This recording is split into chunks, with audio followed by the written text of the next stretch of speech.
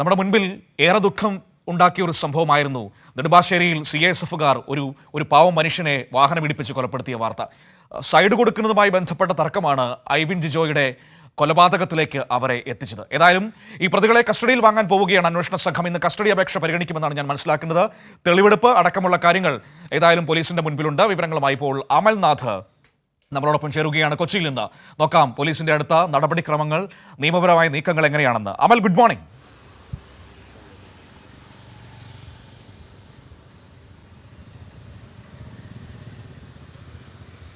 Manu, good morning.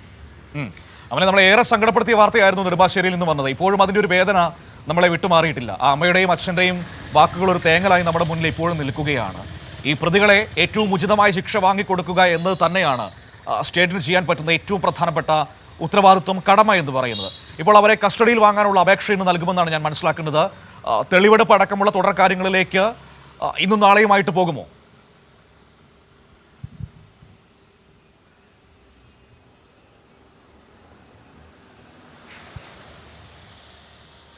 Manu, തീർച്ചയായും ഐവിൻ ജിജോയെ കൊലപ്പെടുത്തിയ കേസിൽ ഇന്ന് പ്രതികളെ കസ്റ്റഡിയിൽ വാങ്ങുവാനുള്ള അപേക്ഷ നൽകും. ആ അപേക്ഷ ഇന്ന് പരിഗണിക്കും എന്നാണ് നിലവിൽ മനസ്സിലാക്കുവാൻ വേണ്ടി സാധിക്കുന്നത്. അങ്കമാലി മജിസ്ട്രേറ്റ് കോടതിയാണ് ഈ അപേക്ഷ പരിഗണിക്കുക. ഇപ്പോൾ സൂചിപ്പിച്ചതുപോലെ തന്നെ തെളിവെടുപ്പും ഒപ്പം തന്നെ കൂടുതൽ വ്യക്തമായ രീതിയിലുള്ള മൊഴിയെടുപ്പ് അടക്കമുള്ള നടപടിക്രമങ്ങൾ ബാക്കിയുണ്ട്. അതിൻ്റെ അടിസ്ഥാനത്തിലാണ് പ്രതികളെ ഇത്തരത്തിൽ കസ്റ്റഡിയിൽ വാങ്ങുവാനുള്ള ഒരു തീരുമാനത്തിലേക്ക് പോയിരിക്കുന്നത്. 2-3 ദിവസത്തെ കസ്റ്റഡിയിലാകും പ്രതികളെ വാങ്ങുക.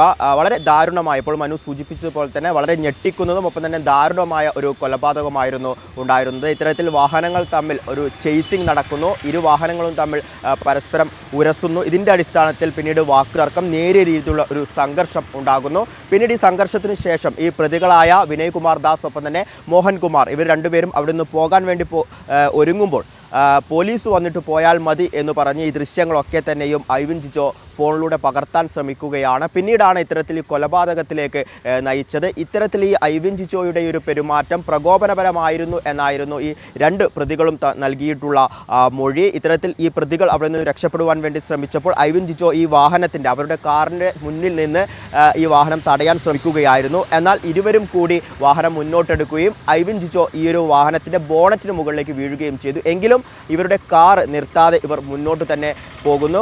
ഏറെ ദൂരം മുന്നോട്ട് പോയതിനു ശേഷം ബ്രേക്ക് ഇട്ടതിനെ തുടർന്ന് ഐവിൻ ജിജോ കാറിൻ്റെ താഴേക്ക് വീഴുന്നു. പിന്നീടും ഇത്തരത്തിൽ കാർ മുന്നോട്ട് തന്നെ പോകുന്നു. ഇത്തരത്തിൽ ഈ കാറിൻ്റെ അടിയിൽപ്പെട്ട ഐവിൻ ജിജോയുടെ തലയ്ക്കും ഒപ്പം തന്നെ മുഖത്തും സാരമായ പരിക്കു പറ്റിയിരുന്നു. ഈ തലക്കേറ്റ പരിക്കു തന്നെയാണ് മരണകാരണമെന്ന് പ്രാഥമിക പോസ്റ്റ്മോർട്ടം റിപ്പോർട്ടിലും സൂചിപ്പിക്കുന്നുണ്ട്. അതേസമയം തന്നെ കഴിഞ്ഞ ദിവസമായിരുന്നു പ്രതികളെ റിമാൻഡ് ചെയ്തിട്ടുണ്ടായിരുന്നത്. 14 ദിവസത്തെ റിമാൻഡായിരുന്നു. ഈ റിമാൻഡ് റിപ്പോർട്ടിലും പ്രധാനമായി 2 കാര്യങ്ങളാണ് സൂചിപ്പിക്കുന്നത്. അതിൽ ഒന്ന്, ഈ ഐവിൻ ജിജോയെ കൊലപ്പെടുത്തണം എന്ന ഉദ്ദേശത്തോടു കൂടി തന്നെയാണ് പ്രതികൾ കാറിടിപ്പിച്ചത് എന്നുള്ളതാണ്. അതേസമയം തന്നെ കാറിനടിയിൽ പെട്ടുപോയ ഐവിനുമായി ഏകദേശം 37 മീറ്ററോളം ഈ കാർ മുന്നോട്ട് സഞ്ചരിച്ചിട്ടുണ്ട് എന്ന ഞെട്ടിക്കുന്ന ഒരു കാര്യം കൂടിയാണ് ഈ റിമാൻഡ് റിപ്പോർട്ടിൽ സൂചിപ്പിച്ചിരിക്കുന്നത്. എന്തു തന്നെയാലും പ്രാഥമിക മൊഴിയെടുപ്പും കാര്യങ്ങളും ഒക്കെ തന്നെ നടന്നിട്ടുണ്ട്. ആ ഒരു മൊഴിയെടുപ്പിലാണ് ഇത്തരത്തിൽ തങ്ങൾ കൊലപ്പെടുത്തി എന്ന രീതിയിലുള്ള കുറ്റസമ്മതം ഇരുവരും, പ്രതികളായ വിനയ് കുമാർ ദാസും മോഹൻ കുമാറും നടത്തിയിട്ടുള്ളത്. ഇനിയും മുന്നോട്ട് 2ാം ഘട്ട മൊഴിയെടുപ്പിലേക്ക് പോകേണ്ടിയിരിക്കുന്നു. ഒപ്പം തന്നെ കൂടുതൽ തെളിവെടുപ്പുകൾ അടക്കം നടത്തേണ്ടിയിരിക്കുന്നു. ഇതിൻ്റെ അടിസ്ഥാനത്തിലാണ് പ്രതികളെ കസ്റ്റഡിയിൽ വാങ്ങുവാനുള്ള അപേക്ഷ നൽകിയിട്ടുള്ളത്. അതേസമയം തന്നെ ആവശ്യമായ എല്ലാ തെളിവുകളും നിലവിൽ ശേഖരിച്ചുകൊണ്ടിരിക്കുകയാണ്. CCTV ദൃശ്യങ്ങളടക്കം ശേഖരിച്ചിട്ടുണ്ട്. ഇതിൻ്റെയൊക്കെ അടിസ്ഥാനത്തിലാകും മുന്നോട്ടുള്ള നടപടികൾ ഉണ്ടാവുക. മനു, ശരി. അവരുടെ ക്രൂരതകൾ ഓരോന്നായി വിവരിക്കുന്നതാണ് ആ റിമാൻഡ് റിപ്പോർട്ട്. നോക്കൂ, ആ വാഹനം ഇടിച്ച് അതിൻ്റെ ബോണറ്റിലേക്ക് ആ മനുഷ്യൻ വീഴുന്നു. ആ ബോണറ്റിൽ ആ മനുഷ്യനെയും കിടത്തിക്കൊണ്ട് അവർ വാഹനം ഓടിച്ച് മുന്നോട്ട് പോവുകയാണ്. പിന്നീട് ബോണറ്റിൽ നിന്ന് താഴെ വീണതിന് ശേഷം ആ മനുഷ്യൻ്റെ ദേഹത്തൂടെ വാഹനം കയറ്റി ഇറക്കുന്നു. എത്രമാത്രം ക്രൂരതയാണ് അവർ ചെയ്തു വച്ചിരിക്കുന്നത്. ഇവർക്ക് ഏറ്റവും ഉചിതമായ ശിക്ഷ തന്നെ വാങ്ങിക്കൊടുക്കണമെന്ന പൊതുവികാരത്തിൽ നമ്മളെല്ലാവരും ഒരുമിച്ച് നിൽക്കുകയാണ്.